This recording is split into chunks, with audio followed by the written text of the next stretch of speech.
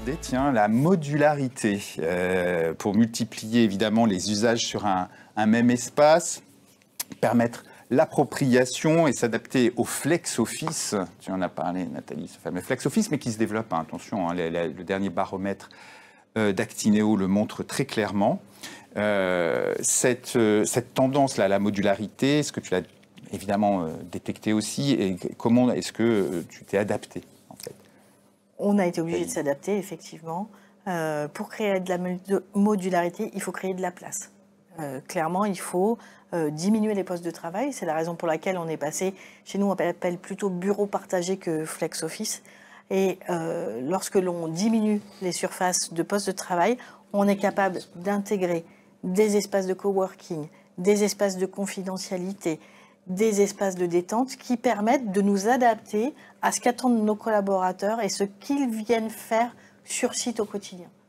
Donc on a amorcé ça, mais vraiment dès le retour au bureau. Et là, on a un programme de réaménagement de nos open space dans ce style. Oui.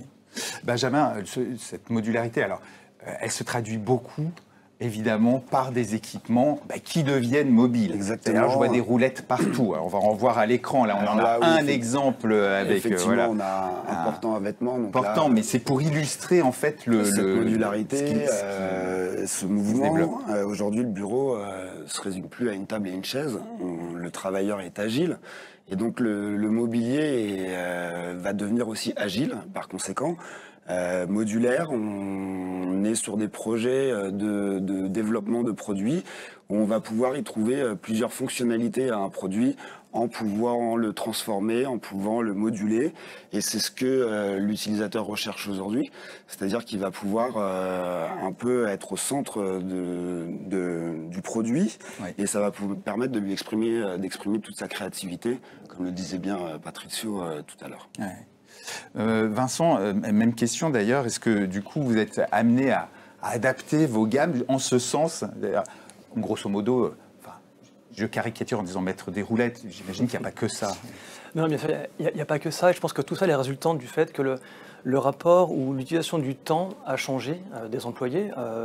Comme le dit Nathalie, on passe entre 2 et 3 jours par semaine au bureau, et en conséquence, l'usage de l'espace bureau va changer aussi. Moins de grandes salles de réunion, moins de plateaux et plus de lieux informels de rencontres, plus de petites salles de créativité, de discussion, de collaboration.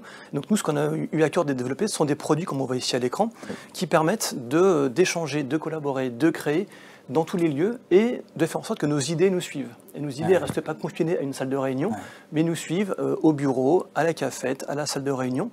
Et là, sur ce qu'on voit ici, au-delà de l'aspect mobile, on voit aussi de la flexibilité. Ce sont des grandes surfaces d'écriture, recto verso, double surface, qu'on peut porter, mettre sur une table, apposer sur un mur.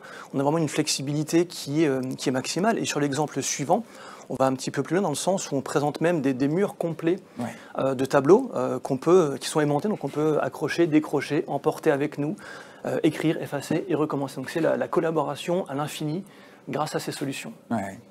C'est intéressant, Nathalie, hein, ces systèmes finalement qui se transportent peut-être d'une salle à une autre. Il faut qu'on aille vers ça, en tout cas pour équiper nos open space, parce qu'on s'aperçoit que le collaborateur ne passe plus la journée à son bureau et qu'on est rythmé sur des temps différents, avec différentes activités tout au long de la journée. Et effectivement, la modularité devient un élément indispensable à l'organisation de nos espaces. Ouais.